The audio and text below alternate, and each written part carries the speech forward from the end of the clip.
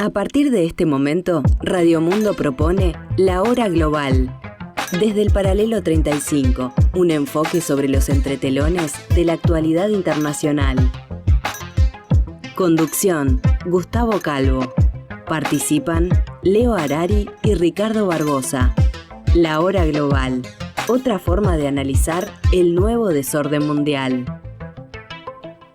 Muy buenas tardes, amigos, bienvenidos a este jueves 18 de junio del año 2026, donde aquí, desde el Paralelo 35, intentamos analizar, ver, estudiar, aprender y tratar de entender este nuevo desorden mundial.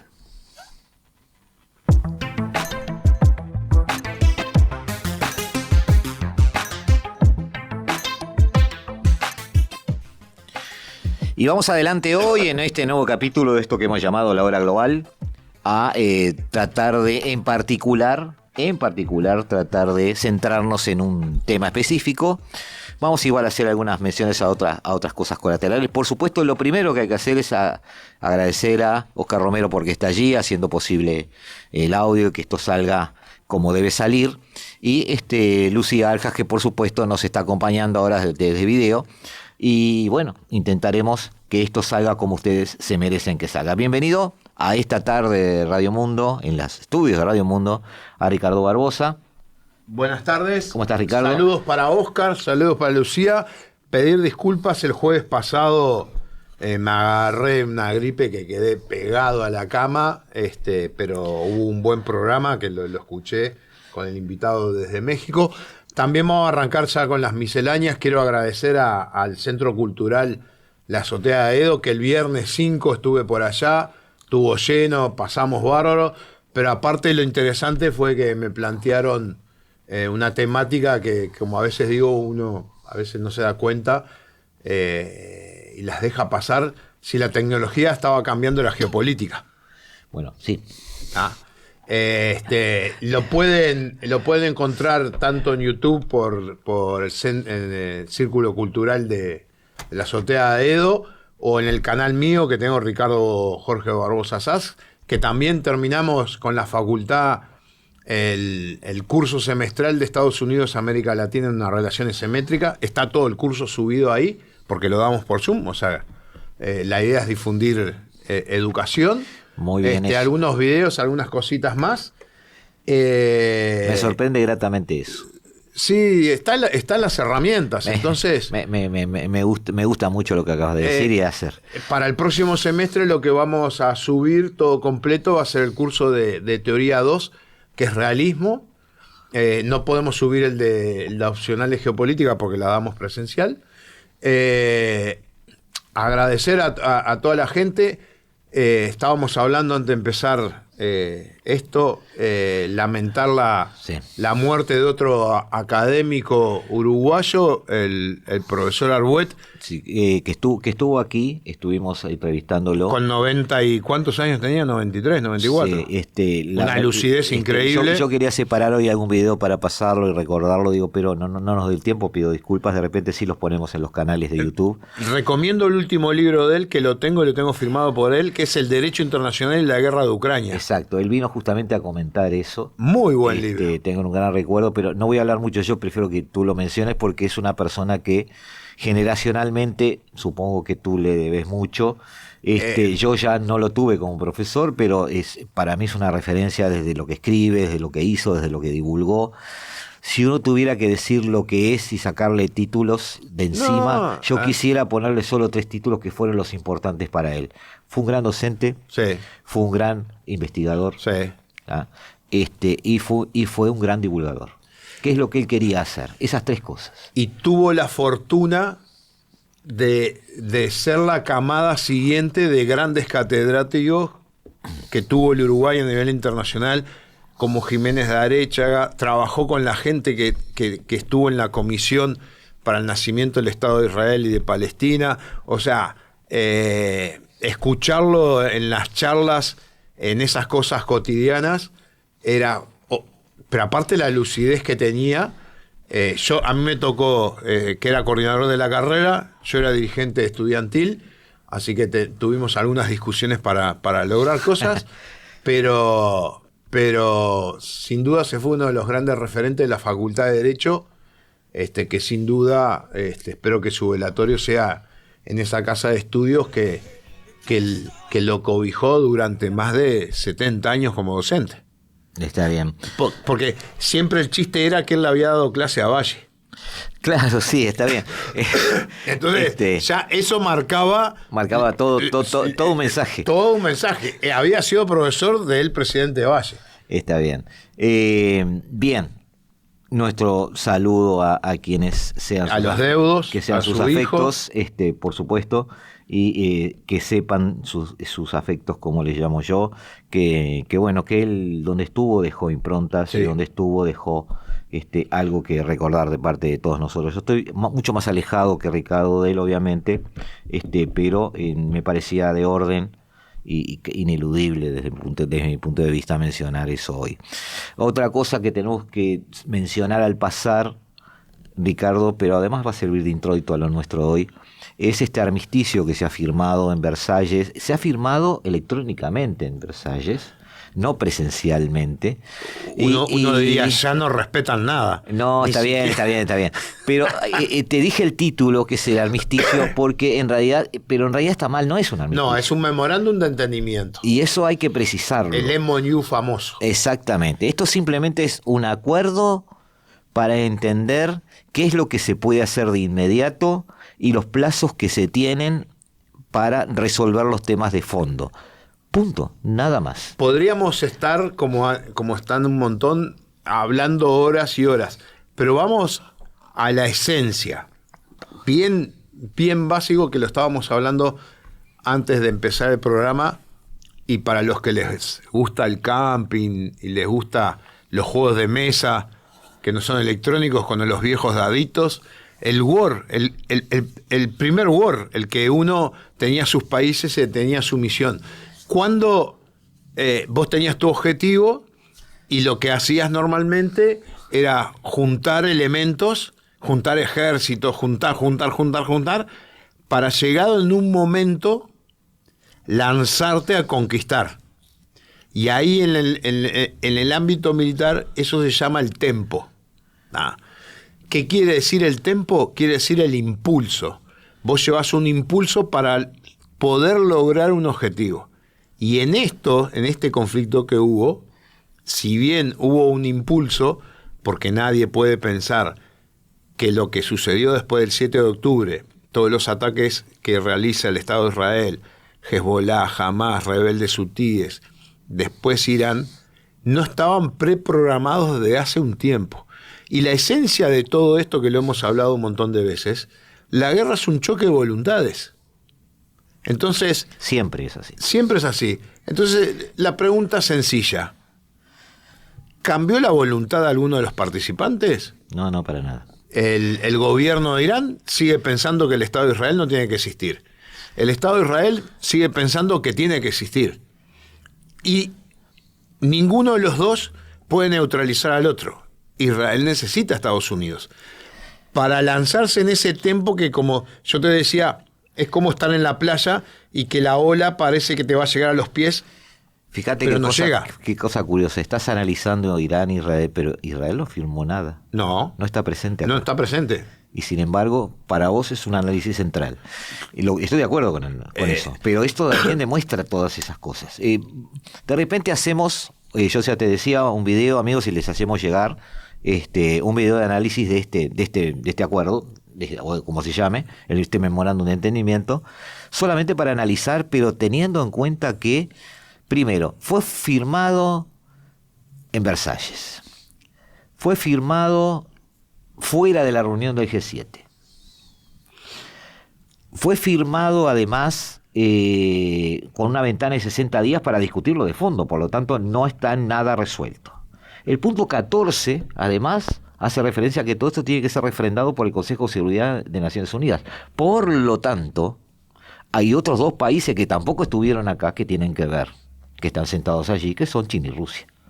Es decir, este es un acuerdo donde Irán y Estados Unidos se toman un descanso, llegaron al acuerdo de que políticamente es insostenible por parte de ambos seguir cerrando ese estrecho, porque todos están nerviosos, incluido China. Pero no está cerrado.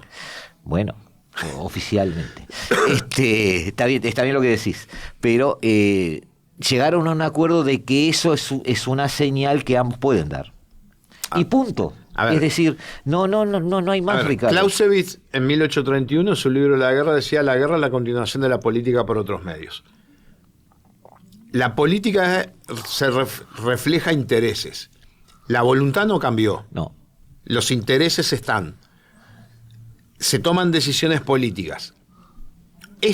Todo esto que se está hablando es como si fuera algo para distraer, porque acá vos tenés... Es ruido.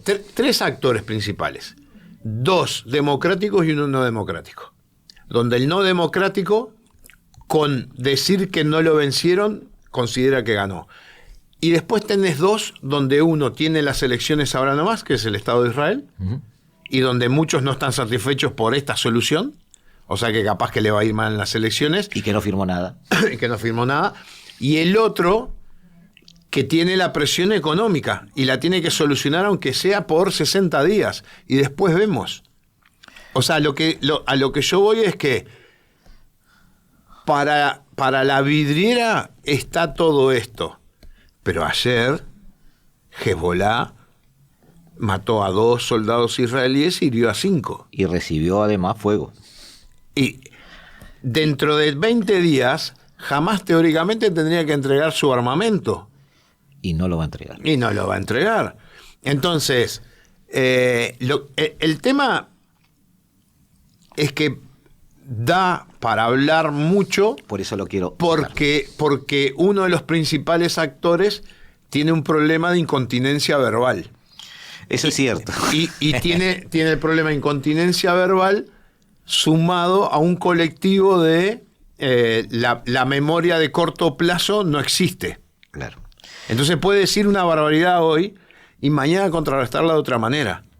Por eso hay que esperar a ver qué va a pasar, porque yo te estaba diciendo y no nos va a entrar en este programa. No, porque yo quiero cortar un poco. Claro, y ya les pido disculpas porque por motivos laborales, por 2-3 semanas no voy a poder estar, pero militarmente, si vos lo ves, esto es un impasse táctico estratégico. ¿Qué quiere decir eso? Reagrupamiento, llenar los almacenes para tener pronto para volver a empezar. Arrancamos. Le pido a Lucía, que se anda por allí, la primera imagen de las que teníamos preparadas. Cierre de pozos petrolíferos. Porque, a ver... ¿Este es el tema? No.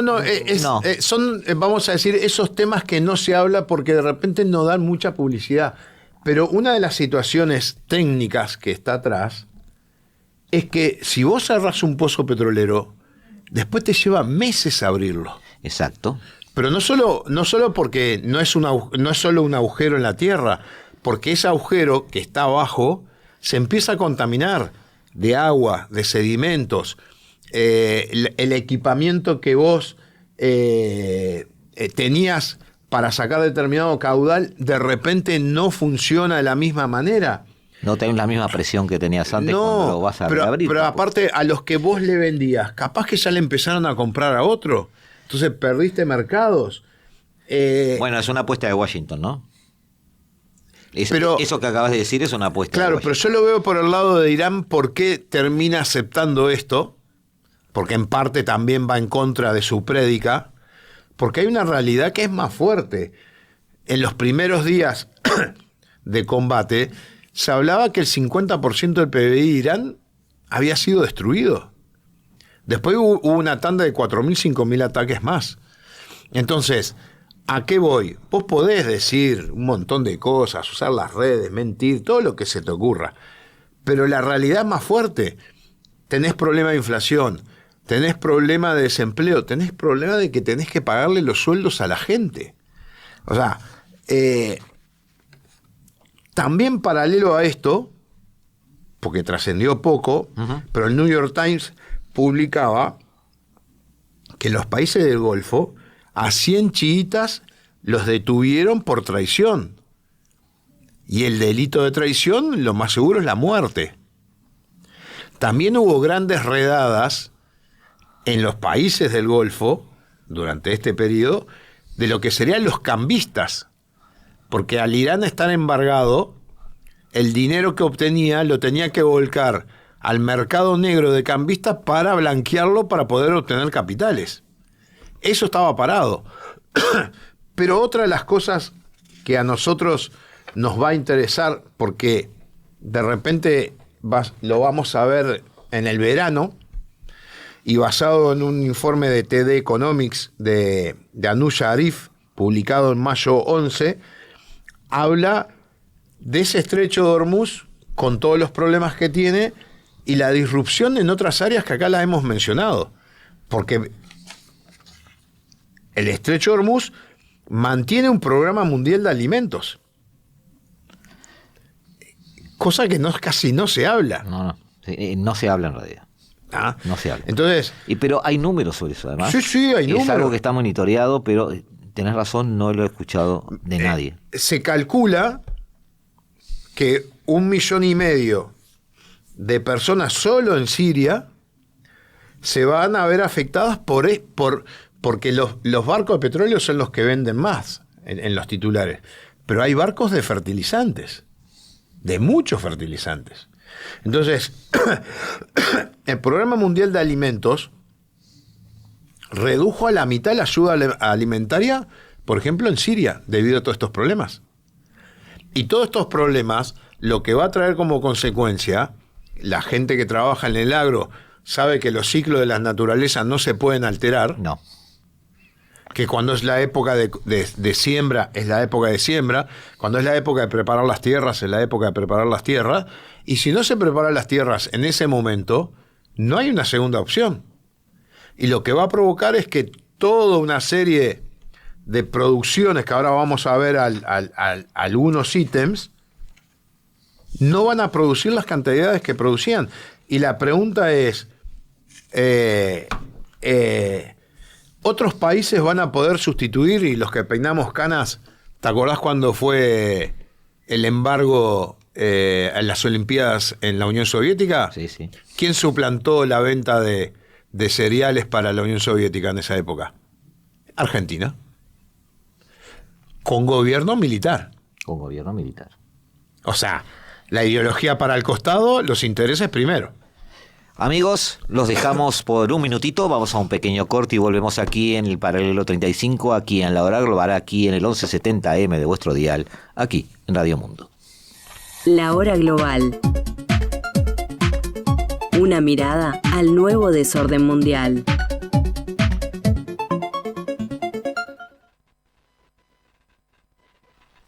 Estás escuchando La Hora Global.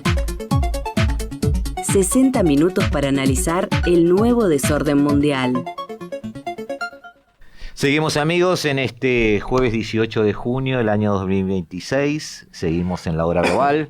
Seguimos entendiendo otra mirada del problema del estrecho de Hormuz, es decir, el cierre de pozos petrolíferos por un lado, el tránsito de buques, realmente a dónde iba, de dónde venía, porque hay mucha desinformación en ese sentido. Entonces queremos analizar con Ricardo Barbosa datos reales sobre los materiales que se estaban manejando. No sé si voy bien, Ricardo, pero sí. Vamos un poquito por ahí. Si querés ya arrancamos y le pedimos a Lucía la segunda imagen, donde tenemos... Que en esa imagen lo que tenemos... A ver, esto se basa en información satelital, donde para los que nos están escuchando, lo que tenemos es un cuadro horizontal con prácticamente desde el 1 de marzo hasta el 11 de mayo, y ahí aparecen todos los días la cantidad de buques que se cargaban en la isla de Kar. Entonces, el 3 de marzo, por ejemplo, no se cargó ninguno, pero a partir del 8 de mayo no hay ninguno. O sea, la foto satelital que corresponde a esto es la isla vacía. Y ese lugar vendría a ser la gran estación de Nafta que acumula todo el petróleo que viene de Irán, va para la isla porque ahí tiene más profundidad para que los buques puedan llegar con más comodidad, y de ahí salen. Tú estás confirmando que desde el 8 de mayo en adelante Irán no pudo exportar. No ha podido cargar No ha podido cargar y no ha podido exportar petróleo. Ni petróleo ni otro tipo de materiales. Pero también hay otros rubros, entonces si pasamos... No, está bien, estoy pensando en la argumentación y contraargumentación que tuvieron tanto Irán como Estados Unidos. Bueno, ¿no? pero ahí... Entonces, es cierto que Irán no lo cierra de hecho, pero hace movimientos para manejar una suerte de sensación de peligro sobre los buques, lo cual produce afectaciones en los seguros y un montón de cosas que terminan en que de hecho logra indirecta o directamente reducir el tráfico sustancialmente. Como dicen, el capital es cobarde. Es cobarde, está bien. Ahora, también es cierto que, en contrapartida, o no estoy hablando de simetrías ni nada, por lo que estás diciendo, sí tuvo serios problemas para embarcar sus productos, lo cual implica que también la estrategia de Estados Unidos funcionó para Estados Unidos, digamos. Cada uno sigue sus estrategias, ¿no? Pero acá lo hablamos con Emiliano cuando la última entrevista que me hizo, sí. Y yo le decía que el tema del estrecho, las variables, son de largo plazo, claro. No son inmediatas. Es que todo el mundo está leyendo las noticias pensando que a la mañana siguiente va a pasar algo, y no funciona así. Entonces, vamos a la otra... Pero, sí. a ver, cuando Trump dice, vamos a firmar el memorándum, ¿y ya bajó el petróleo? No, es ficción eso. No, es lo que siempre hablamos, que es ficción. Es cierto, no funciona así. Hay no una funciona ley. así. Pero vamos a otro rubro para que vean. Siguiente imagen, le pedimos a Lucía. Y vamos a ver lo que son las exportaciones globales en el 2025 del sulfuro, amonio, la urea y elementos para fertilizante. Que si vemos las columnas, por ejemplo, en sulfuro, exporta el 45%. En la urea, que se utiliza mucho para fertilizante, exporta el 35% a nivel mundial. Sí. Es mucho. Sí, sí. Es mucho, mucho. Y ya vamos a pasar a la otra diapositiva. Cambiamos de imagen. Cambiamos de imagen. Y ahí lo que vamos a ver son los fertilizantes nitrogenados, que eso se utiliza gas. Que el otro que utiliza gas para nitrogenar los fertilizantes es Estados Unidos. Entonces, este rubro, acá lo pueden ver, cómo ha variado en el 2026, cómo ha variado los costos. Prácticamente todos los costos han subido, y fíjate que estamos hablando del 27 de febrero al 24 de abril, en 4 meses. Sí, sí. Desde que se inició la operación esta hasta hoy.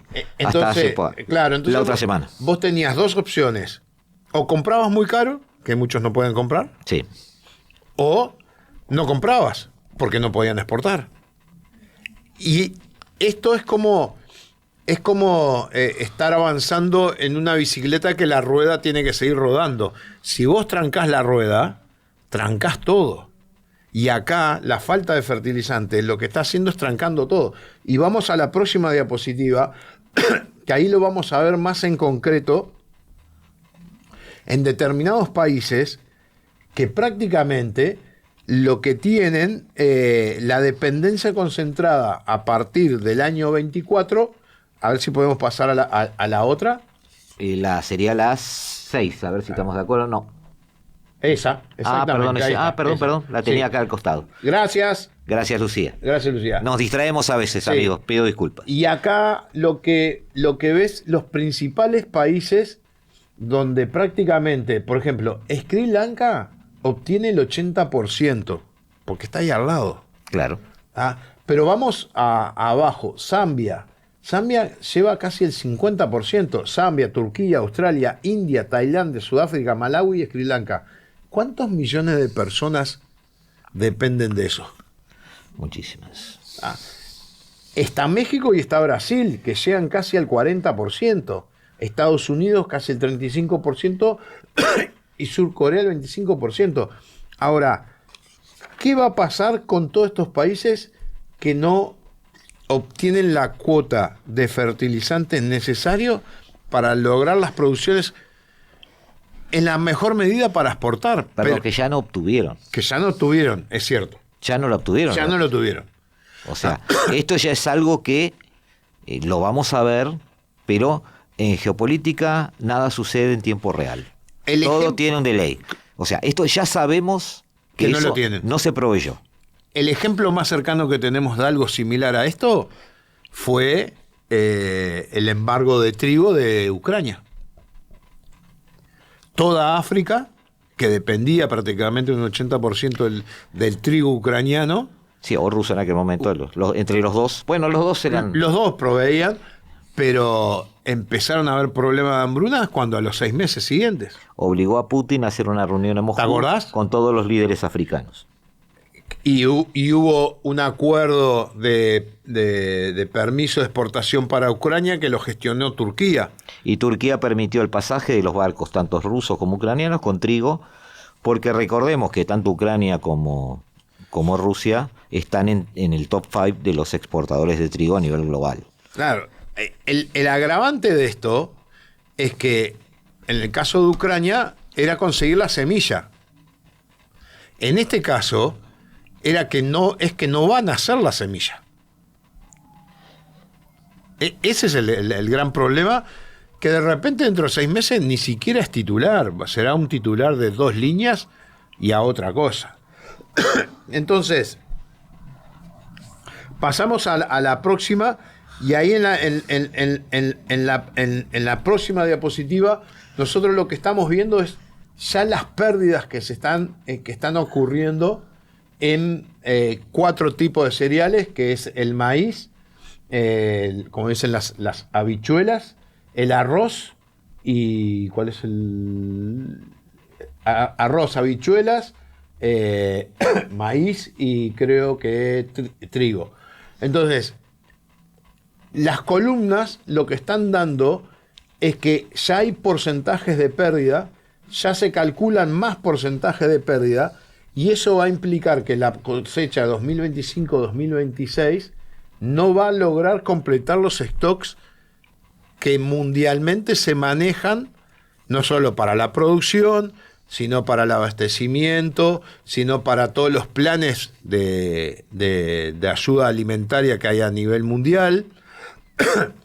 Y van a empezar, asociado a eso, inestabilidades en las regiones, que pueden generar conflictos, Ajá. que pueden generar migraciones, Ajá. que pueden generar el surgimiento de nuevos señores de la guerra que acaparen lo poco que hay. O sea, lo que se vio a la caída del halcón negro en Somalia. ¿Ah? Ese es el gran tema. Y O sea que tenés, en base a los productos que ya manejaste, afectaciones directas sobre maíz, trigo, soja y arroz. sí, De acuerdo. Lo cual agrega además problemas a esta tormenta perfecta que estamos viviendo por el tema de energía.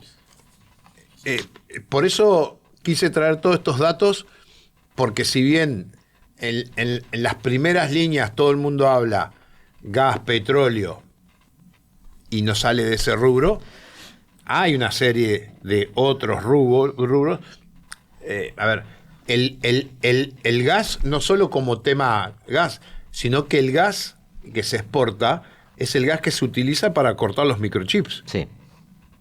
Sí, tiene esas aplicaciones. Tiene otra, se abre un abanico de aplicaciones que sale de esa región, que obviamente siempre han pasado desapercibidos, porque lo que llama la atención es el petróleo y el gas. Pero la afectación a largo plazo se va a dar mucho más en los otros rubros, porque la pregunta que habría que hacerse es si durante este periodo los países importadores de petróleo y de gas han bajado su producción. El caso nuestro en Uruguay, importadores de petróleo. ¿Nosotros bajamos los niveles de producción? En realidad no. Entonces... Pero aunque empatemos... Entonces es un bien que es posible sustituir. Igual, claro, la afectación se ve igual. Claro, pero con estos rubros vos no lo podés sustituir. Ese es el gran problema. Y el efecto de esto, como dijimos, como mínimo lo vamos a tener dentro de 6 meses. O sea, para el próximo verano, ahí vamos a empezar a ver en las noticias, si es que lo publican, algunos problemas vinculados a toda esta temática. Vamos a pasar a la próxima, que ahí lo que hay... No hay próxima. ¿No hay próxima? No tengo próxima. Bueno. Lamento decirte que no tengo próxima. No hay problema. Lo que íbamos a plantear es todo esto, la dependencia que tienen los países del Golfo y parte de Asia, porque a partir de 2023 las importaciones de alimentos o vinculados a este tipo de rubro de los alimentos es muy grande para Emiratos Árabes Unidos, para Irak, para Arabia Saudita, para Taiwán, Sí. para Corea del Sur, Portugal, Reino Unido y Argelia, donde Emiratos Árabes Unidos tiene casi una importación del 80%. ¿A qué voy? La otra vez en una nota me decían, no, sí, pero Irán está aislado del mundo. Digo, ¿cómo aislado del mundo? Si vos te parás delante de Irán y mirás para la derecha, que es la India, China, Kazajistán, Mongolia, Rusia, está en las 3/4 partes del mundo. No está aislado. Un cuarto del mundo está para la izquierda. Sí, de acuerdo. Hay más gente para la derecha que para Sí. mirando de frente a Irán. Entre 2/3 y 3/4 de la población mundial está allí. Justamente uno de los argumentos que quiero ir en eso al tercer bloque, para que hablemos exclusivamente de una precisión política en el tercer bloque. Justamente uno de los temas del estrecho es que este es un problema no deseado para China, no comprado por China, pero que se lo tiene que fumar igual, y es un problema también para todo Asia. Sí. Y por eso muchos especulan en una lectura muy liviana, muy de salón, digamos, de tomarse un café en una pizzería, de que, bueno, si el petróleo que estaba saliendo de allí iba para Asia, en realidad Estados Unidos no tiene nada de qué preocuparse y Europa tampoco. O sea, esas son lecturas muy livianas, el mundo está muy imbricado, lo vamos a ver ahora en el bloque que viene. Pero quiero redondear esto contigo. Una línea que Sí, por eso quiero pero así muy rápida. que le bajemos a tierra a la gente Claro. con eso, porque... Hablan livianamente del cobro, no de un peaje, de un servicio en el estrecho. Entonces, a vos que te gusta el estrecho Malaca. Sí. Es que se empezó a hablar ahora del estrecho de Malaca porque se dieron cuenta ¿Le van a cobrar? y se dieron cuenta de lo que son los ¿Van a cobrar en el estrecho de Gibraltar? bueno, esos son los ¿Van checkpointers. a cobrar en Dardanelos? Esos son los checkpointers, ¿viste? Es una locura. Esos son los hubs de pasaje comercial que terminan Pero aparte lo marcándote la hablamos temperatura acá. política. La Organización Marítima Internacional, los estrechos los considera como aguas internacionales, que es una angostura, pero es agua internacional. Para evitar eso, el pagar cualquier tipo de servicio o peaje. De acuerdo. Vamos a otro pequeño corte, amigos, y volvemos con el último bloque de La Hora Global para llegar ya a nuestras elaboraciones y conclusiones ya de tipo político. Volvemos con ustedes. La Hora Global. Una mirada al nuevo desorden mundial. Estás escuchando La Hora Global. 60 minutos para analizar el nuevo desorden mundial. Seguimos, amigos, en el Paralelo 35, en este jueves 18 de junio del año 2026. Seguimos intentando analizar este nuevo desorden mundial. Seguimos... bueno, un oyente me dice que se compró el orden mundial, las fuerzas que mueven el mundo, la geopolítica y la economía global en mapas. Me alegra muchísimo, Álvaro, que te empieces a dar cuenta de que es necesario leer los mapas, ver los mapas para entender lo que está pasando, y es más, muchas veces para adelantar lo que va a pasar, muchas veces para encontrarle la lógica a las cosas que sorprenden a los demás. Así que deseo que ese libro, o cualquiera que tenga esa utilización de mapas o tenga esta mirada de análisis internacional, espero que te aporte y te cambie un poco la cabeza, como me cambió a mí y a mucha gente que se ha dedicado a esto, y entendamos que el mundo funciona de determinada manera y la mayoría de las veces no es como nosotros creemos. Ricardo, más o menos no, fuiste bastante preciso, pero nos preocupamos en los primeros 2 bloques de ver qué cosas que no están en el radar está afectando este problema, vamos a llamarlo así, entre paréntesis, entre comillas, pero es un enorme problema, del estrecho de Hormuz. Algo que no deseaba China, que China hace 2 demostraciones a la vez. Por un lado, en su reunión con Donald Trump seguramente puso esto sobre la mesa y ejerce una suerte de presión, pero también con su no presencia marca una cierta aceptación tácita de China de que Estados Unidos está al frente de la toma de decisiones. Sí, sí. Digo, eso parece bastante claro.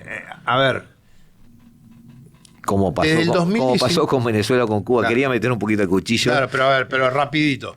Desde el 2019 que el gobierno de Irán multiplicó por 4 la fabricación de misiles para poder llegar y atacar a su enemigo que lo tiene declarado, nosotros lo vimos acá, se sabía que en algún momento se iba a dar el enfrentamiento. ¿Qué gana el Estado de Israel? Que obligó a que Irán, les gustara o no les gustara, utilizara parte de su armamento, lo sacrificara, lo perdiera y que entrara en una debacle económica y de infraestructura. Que eso va a llevar un tiempo recuperar, porque volvemos al principio del programa. La guerra es un choque de voluntades. ¿Cambiaron las voluntades? No, para nada. Entonces hay que esperar, lamentablemente, dentro de unos años que pase de vuelta. Si no cambiaron las voluntades, no cambió entonces la visión de Israel con el papel que juega Hezbollah en su frontera. Es que... Por lo tanto, hay que suponer que Israel va a seguir realizando pero la otra pregunta. esos operativos militares. ¿Hezbollah se va a quedar quieto sin atacar? No. No lo creo. ¿Jamás se va a quedar quieto sin atacar? No, yo creo que no. ¿El dinero que le entra a Irán lo va a destinar a la población o a la fabricación de armamento? Bueno, fabricación de armamento. Eso ya lo hizo en el pasado, sí. Está bien. Eso es lo que ha sucedido. No, o sea, no hay nada nuevo bajo el sol. Israel tampoco va a abandonar su opción militar. No, porque el problema de Israel es que es existencial. Y la prueba de que es existencial se dio el año pasado en junio en esa guerra de 12 días, donde el 8% de los misiles atraviesan las defensas. Y si se mantiene el 8%, es una relación, teoría de juegos, de qué cantidad de misiles le tires. Si le tiras 100, van a pasar 8, si le tiras 1000 van a pasar 80, si le tiras 10.000 van a pasar 800, y si pasan 800, medio Israel desaparece. Claro. Es así. Les gustará a otros. De mi punto de vista, es así. Entonces, dejando eso de lado, vamos, vos que querías hablar un poco acá del Mare Nostrum americano. Sí. Que siempre lo consideró. Y a ver, yo tuve la oportunidad de estar en Cuba 6 meses antes de la pandemia. Y tuve la oportunidad, llegué a La Habana y me tomé un avión y me fui a la otra punta, Guantánamo, y me vine recorriendo en una camioneta de turismo con chapa del ejército. Uh-huh. Viviendo en los hoteles administrados por el ejército. Sí. Porque en las grandes ciudades no conseguías ni pan. Entonces, ¿hay una presión de Estados Unidos? Por supuesto que sí. ¿Es injusta? Cada cual la puede tomar como quiera, porque hay un gran tema, que es lo que muchos no quieren entender. No existe un derecho internacional. No existe. Existe, me van a decir, no, pero existe un derecho internacional. Sí, porque algunos se ponen de acuerdo en determinadas cosas y otros no. ¿Verdad? Es tan sencillo como eso. Está bien. No te voy a contradecir, pero voy a poner un matiz. Dale. ¿Tá? Porque me parece que en ese intercambio es donde se gana un poco. Estoy de acuerdo contigo que el derecho internacional fundamentalmente es un ejercicio voluntario. ¿Está bien? Sí. Estoy de acuerdo contigo que saliendo de nuestro cuerpo, proyectándonos en lo abstracto, si viéramos el bosque desde lejos, estaríamos de acuerdo en que, para bien o para mal, es necesario que exista una serie de normas. Lo dijo Grosio en el 1500. Exacto. Ahora, hay un terreno allí en el medio que es el problema, cómo lo transitamos. ¿Esas normas deben ser obligatorias? Estoy en el deber ser. Sí, en realidad, si fueran obligatorias, establecerían un cierto comportamiento vinculante de parte de los estados. Quiero poner muy despacio por eso. Pero no podés Pero eso no no es obligatorios. Bueno, ahí vamos a discrepar. ¿Por qué es el argumento? Porque la idea es que, tomando la buena fe de los hombres, ya arrancaste mal. Exacto. Pero es por gusto, Ricardo. No, déjame avanzar. Dale. Déjame avanzar.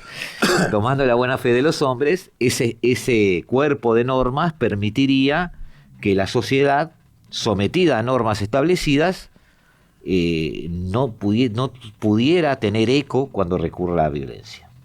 ¿Por qué? Porque las normas establecidas implicarían, por ejemplo, castigos. Por ejemplo, el uso de la fuerza para obligar a quien se evade de esas normas a comportarse de otra manera. Estoy haciendo un símil con una sociedad, el interior de un país, por ejemplo, donde hay normas y donde suceden esas cosas. El problema, y es la pregunta que te voy a hacer, es que eso no sucede así. Y tú decís que además el hecho de aspirar a normas que sean vinculantes es parte del problema, no de la solución. ¿Por qué? Porque desde el principio de los tiempos, cada grupo humano ha tenido puntos de vista diferentes de lo que son las cosas. Si nos venimos un poco más próximos a la época contemporánea, vamos a hablar de fines del siglo XIX, principio del XX. Los que estudiaban relaciones internacionales eran... Ahí se cocinaron las recetas más importantes. Claro, pero ¿quiénes eran los que hablaban de relaciones internacionales? Y los sociólogos que miraban la sociedad humana como algo heterogéneo, no homogéneo. Uh-huh. Los cientistas políticos que lo miraban desde el punto de vista de esa expansión de la lógica liberal republicana, creación de instituciones, donde las instituciones permitían generar normas y donde la lógica, que es todo el siglo XIX, para los que les gusta la historia, son todas la Convención de Paz de Westfalia, Utrecht, todo lo que quieran. ¿Qué eran? Eran reuniones entre los poderosos para ponerse de acuerdo, donde había relaciones de poder asimétricas, porque normalmente había un vencedor y un perdedor. O es que en un momento que pasaba tanto tiempo, la guerra de los 100 años, la guerra de los 30 años, que se daban cuenta que no podían seguir en esa situación. Y había que solucionar. Pero sería para mí un pecado pensar de que podés lograr algo universal. Kant decía de que había una constitución universal escondida en algún lugar que era predecesora a los hombres, y por eso nos preguntaban antes, cuando nacíamos, si aceptábamos las reglas o no. Pero vos recorrés el mundo y hoy tenés la proximidad y vos ves que cada grupo humano tiene interpretaciones diferentes. Lo que no tiene interpretaciones diferentes es del poder. Sea maometano, tibetano, cristiano, protestante, el que tiene poder sabe que tiene poder y lo utiliza en su beneficio. Sigo con preguntas complicadas para dejar. Me gusta sembrar estas cosas, ¿viste? Capaz que estoy hiper equivocado. No, yo no dije que estuvieras equivocado, digo, el ejercicio de la docencia, lo cual me enorgullezco haber tratado estos años, y bueno, ya hasta estos meses, me ha mostrado que es muchísimo más útil sembrar una duda que dar una certeza. A mí me parece interpretar de lo que dijiste, y te dejo hablar, pero... y voy a poner una frase que la usan muchas... Déjame usar mi frase, que me parece que está buena. Estoy bromeando. Me gustaría ver si entendí que quizás estamos malinterpretando y entendiendo como aspiración de los pueblos lo que en realidad son intereses de los gobernantes. Es que en el diálogo... de eso es lo que quisiste decir. Claro, en el diálogo de los Melios, tomo quinto de Tucídides, sí, donde están los atenienses hablando con los habitantes de Melios, cuando desembarcan en la isla, los gobernantes de la isla se separan del pueblo y van a hablar aparte con los invasores, porque sabían que si estaba el pueblo presente, como les iban a dar esperanzas de vida y un montón de cosas, iban a aceptar cualquier cosa. y la élite gobernante no podía poner condiciones y quería poner condiciones para poder sobrevivir como sociedad y sobrevivir como unidad Que política. hasta ese momento obedecían a Esparta y se veían ahora enfrentados por la potencia emergente ateniense para convencerlos de cambiar de bando. Claro, pero Quiero explicar el entorno. Claro, pero vayan a leerlo y van a ver que lo primero que hacen los gobernantes de la isla de Melios le dicen, vamos a hablar aparte, y se separan de la gente. ¿Tiene algo que ver con que, como te dije hace 25 minutos, Trump fue a firmar esto aparte del G7? Claro.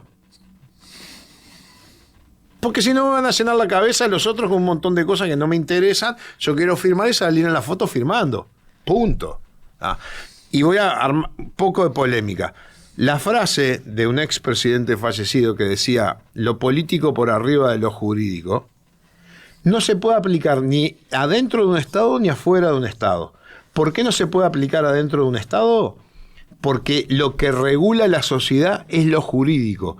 Y lo jurídico lo que hace es que seamos todos iguales ante la ley y podamos litigar contra el más poderoso del sistema que está dentro del Estado, que es el Estado. Y esa aspiración a nivel internacional, Y a más allá nivel- de que no te parezca posible, ¿no te parece deseable? No puede ser. ¿Por qué? Porque el sistema internacional, desde el punto de vista realista, se maneja por los intereses y la fuerza y no por la política. Porque vos no tenés un sistema jurídico internacional que sea válido y que todos obedezcan. Como careces de un sistema jurídico internacional que sea válido y que todos cumplan, la relación en el sistema se da por la fuerza basado en los intereses de cada uno. En ese sentido, entonces, La política no existe. en ese sentido, las Naciones Unidas son un reflejo de esa estructura de poder. Las Naciones Unidas es una solución conformista Exacto. de 4 siglos para atrás, donde se suponía que reuniéndose las personas educadas y civilizadas podían llegar a acuerdos. Entonces, armaron algo porque venía de la Sociedad de las Naciones, y para tener un lugar para discutir, pero le dieron la llave a los que tenían el poder, que es el Consejo de Seguridad, que son los que autorizan el ingreso de los estados.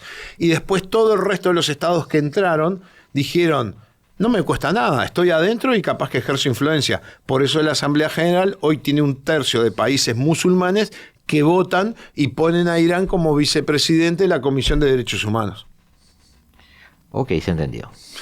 Amigos, gracias por acompañarnos en este nuevo capítulo de La Hora Global, en este nuevo intento de entender este nuevo desorden mundial aquí en el 1170M de vuestro dial. Agradecerte, Ricardo, No, y pasa a por estar de viaje. Sí. Vamos a después dar un itinerario por si alguien te encuentra caminando por alguna ciudad por allí. No te rías, capaz que lo hacemos. A mí me gusta hacer esas cosas. Y volvemos como cada martes y cada jueves a las 14 horas otra vez a estar aquí en La Hora Global, en el 1170M de vuestro dial, en la tarde de Radio Mundo y en los estudios de Radio Mundo. Chau, chau.